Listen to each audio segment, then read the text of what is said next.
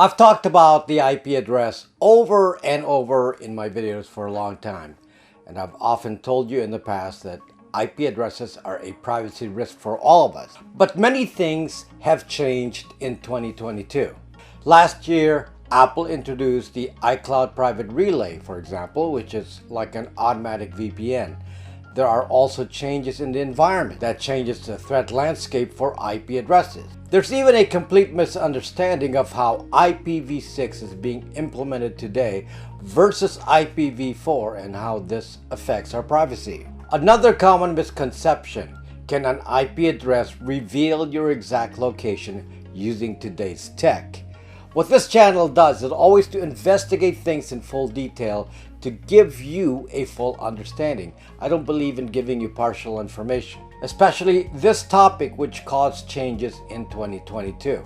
My advice will definitely be different than in the past. This is an example of a topic that is not that simple. The answers aren't entirely obvious even for those with tech knowledge. So if you want to understand this once and for all, stay right there.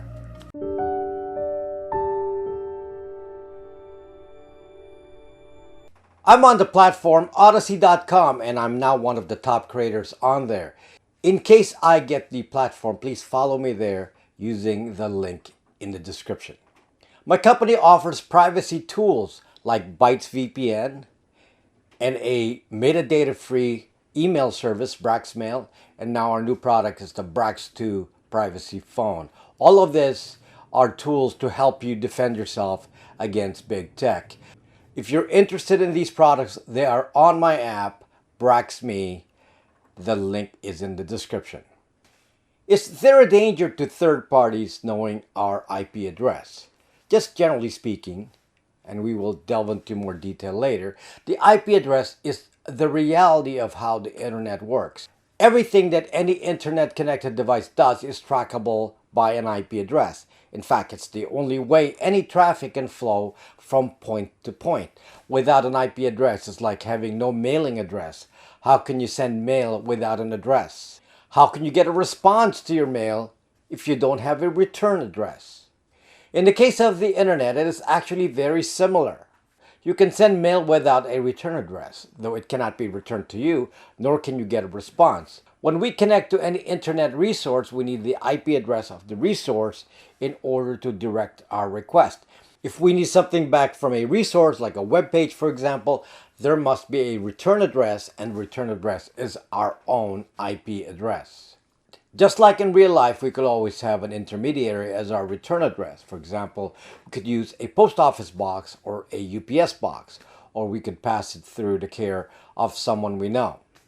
Still, at some point, someone still has to know who will receive a response, no matter how you want to hide it. Otherwise, the response will go to a dead end and stop.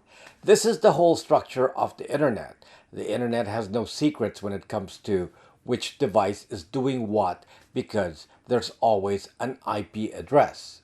And there are often many players involved, and in most cases you always have to trust someone. In very few cases, there are trustless solutions made by the open source community that can be used and are guaranteed to be faultless in hiding your IP address. Why do we need to care about our IP address? The problem is that the IP address, if you leave everything to the default of how everything works, is an identifier. Every time you use the internet, you have to show your ID card, and there's always a way to identify who's using a resource.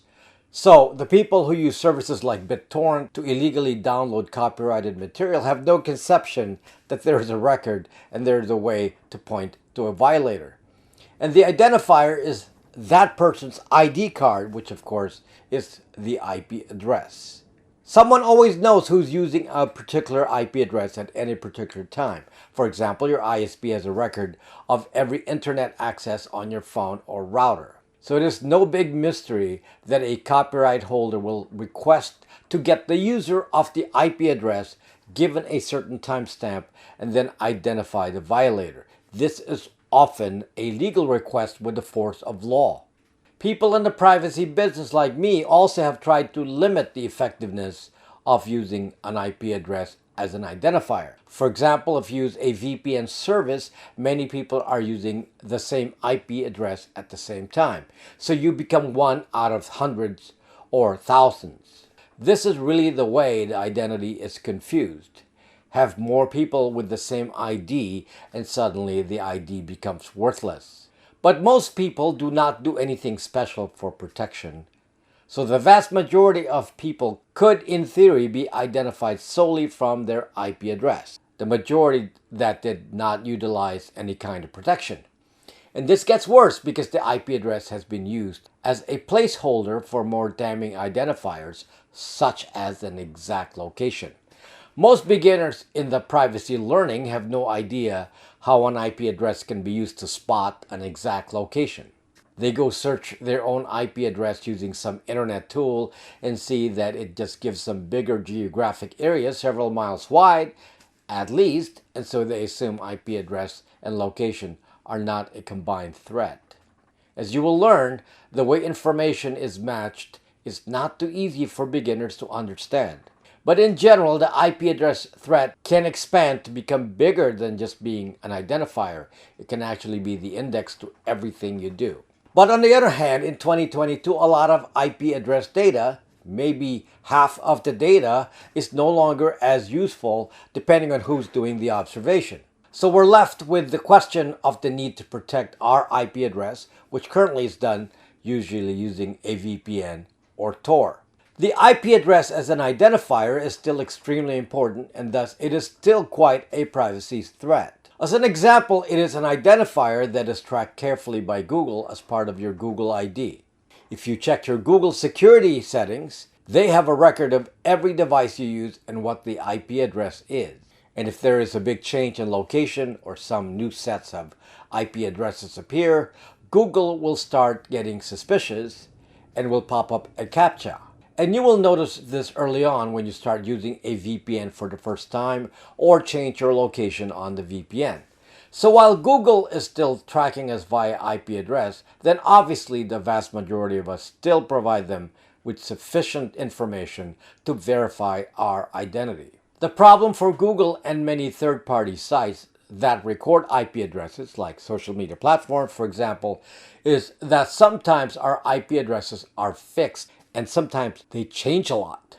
And if they change a lot, like multiple times a day, then it is hard to use as an identifier, especially if many people are using it. The main way this occurs nowadays is through mobile phones. Our common understanding of the IP address is the standard IPv4 format. So the IP address looks like this. But today, every phone has an IPv6 address, which looks like this, which is 8 sets of large numbers versus the 4 sets from the IPv4. Just a quick glance and you see that the IPv6 address allows for more values, and truly today they can no longer use IPv4 addresses on phones because no one has enough IPv4 addresses. But yet, as you see on the Google security site, we're still tracked via IPv4 addresses.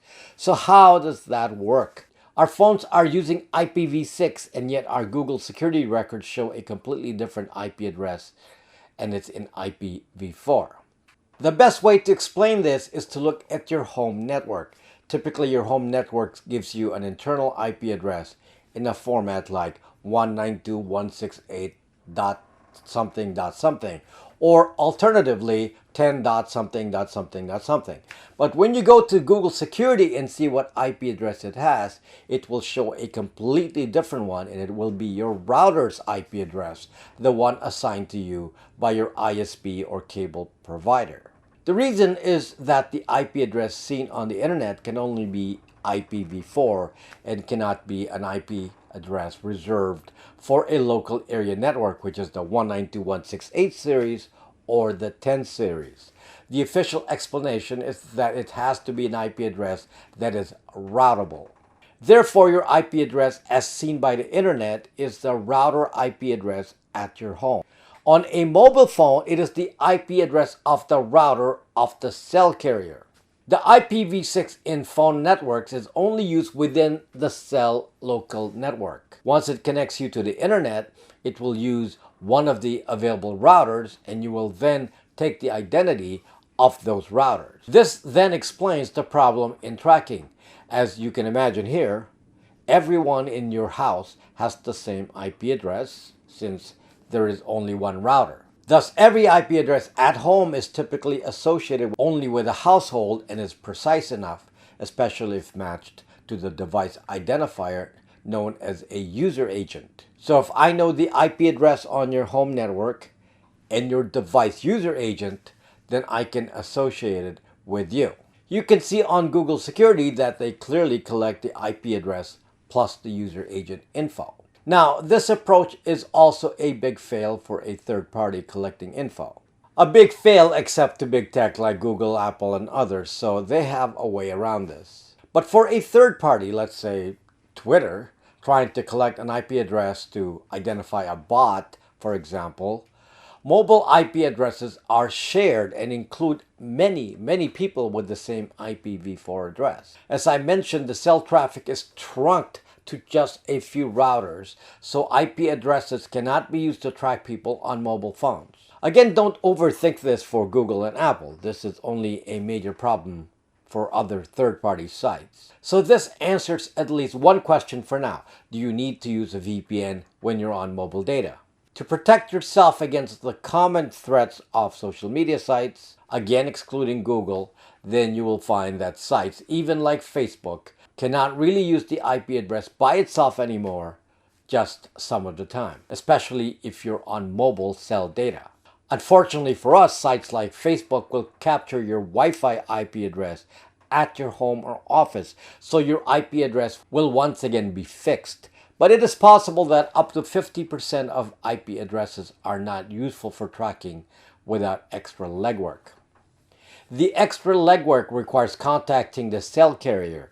The cell carrier can match your IPv6 address to the IPv4 address, so if a warrant or some other government level surveillance is required, there is a way to connect you to any internet action and match it to your exact phone. So for big tech privacy issues, this is not a usual concern. This is just the beginning of this morass. This is going to get complicated. The problem is that Apple introduced the iCloud Private Relay. So this is on by default on most iOS devices, meaning if you're on mobile and even if you're on Wi-Fi, then you're going through Apple's own VPN, so to speak. iCloud Private Relay is not actually a VPN, but it has a similarity. So if this feature is enabled on your iOS device, then third parties do not see your actual home IP address anymore either. But Apple does, and Apple can see it very easily since iOS can see the local network. But a third party no longer sees the IP address on your router. Thus, in theory, iCloud Private Relay provides some third-party tracking protection, behaving similarly to a VPN. So some of you will say, oh, I'm using iOS, so I don't need a VPN. There are several issues to consider, and just remember, we will be expanding this point in multiple ways. First, as I already mentioned, Apple always knows your router IP address. So iCloud Private Relay is protection against other tech companies, like perhaps Facebook. But it doesn't protect you against Apple knowing details. And neither does it slow Google much, but I'm uncomfortable with big tech knowing everything. You know that. If you use a VPN, or in my case, I use a VPN router, I'm actually able to prevent Apple and Google from collecting my IP address as well. I could be extreme and use my VPN router in Tor mode, in which case there is no VPN provider to even know my router's IP address. This is the most trustless method of obscuring the IP address information, but a Tor router is too slow, so I wouldn't want to use it for everyday use. So what has Apple accomplished here? Did they do something extremely important for privacy? Well, yes and no, and for the purposes of ascertaining the end goal, I think that the iCloud Private Relay was used to shut down the platforms like Facebook that was basically stealing your data actively, but using the resources of Apple and Google. And Apple decided to lock third parties out of that data, so Facebook no longer gets a free ride. The bad news here is that Apple obviously knows where all the data comes from, including which specific phone. And Apple and Google always knows the phone's exact location at all times. But what about with third parties? Why is the IP address a threat when it comes to protecting our exact location? The location threat and its connection to IP addresses came from the use of the mobile phone. Before that, IP addresses could only point to the location of the owner of the IP address group. Let's say your cable company owns a particular large group of IP addresses. They can then register that a set of it is at a certain location. It's up to the IP address owners to decide this, so they could register the IP address as being part of a central station in the neighborhood. This is why generally IP addresses don't reveal an exact location. But of course, there are bad guys out there always finding out a way to behave like Zuck, who always manages to find a way to steal our data. What happens is that advertising companies that pop ads on mobile apps are also recording the location and IP addresses at the same time as they're popping the ads. The result of this is that advertising platforms on mobile have two income streams. They sell the ad space on the mobile apps. And secondly, they sell data on IP address plus location data pairs, attached to timestamps, of course. So this means third parties have a knowledge of where each IP address is if they ever used a mobile app that had ads and that app had location permissions. Now, since IP addresses used in cell data are shared IP addresses, they behave like a VPN to a third party, so the IP addresses will not be specific enough to spot a location. That data will be thrown away. What will be kept are records of IP addresses where the locations don't change. And of course, that will be the ones with Wi-Fi at home. And thus third parties can know where you are exactly if they get access to this database. Well, this database is sold. You can rent it annually for a few hundred, like on here.com or Skyhook Wireless and many other location providers. So matching IP address to location is a business. If you're like me that always knew this and you used a VPN router like I do, then you will discover that my IP address does not appear in these databases. This is where Apple's iCloud private relay will cause damage to the location plus IP address data pair, since it will render a lot of data to be useless to third parties. Also, the popularity of VPNs add to that, so the more people protect their IP addresses, the less the threat will be from databases that have exact locations based on an IP address. But just understand the threat of IP addresses and locations. All it takes is one phone to reveal the data. If your guests come to your home and borrow your Wi-Fi, they better be on a VPN router or they will expose your location. Better yet, tell your friends to use cell data. You may lose a friend, but tell them to subscribe to me so I can explain it to them. At the moment, location tracking via IP is still a very significant threat, but I can see this lessening and shifting to a different form in the future. Google, by the way, offers a VPN service now, just like Apple. They also want to consolidate the data so third parties don't get access while they still maintain the same access for themselves. But Google already has an alternate way of tracking IP addresses on Androids, and it is via the feature they call private DNS. This is enabled by default on Android. If you look up a website like msn.com, your device will do a domain name service request or DNS request, and it will be routed to Google instead of your ISP, which may seem like no big deal, except that all DNS requests show the IP address of the requester. Truly mind-boggling. Private DNS, just like iCloud Private Relay, consolidates the information of most users into Apple or Google while restricting access to the carriers or to third parties. It's a very consistent pattern with these two companies, and it all appears super benign to the uninformed. So to be honest with you, the IP address threat is shifting. It is shifting because third parties are getting less and less data from it. However, giving Google and Apple more power. The problem that I keep harping about is that the total ability to identify anything you do on an internet is now done by mobile phone, using techniques like forcing you to use your phone as 2FA, two-factor authentication, and using a Google app specifically allows your identity to be tracked via the hardware identifiers on the phone, instead of just relying on the IP address. The IP address is just used to confirm that there is no change. The new threat is evolving to the mobile phone hardware identifiers, or more specifically the IMEI.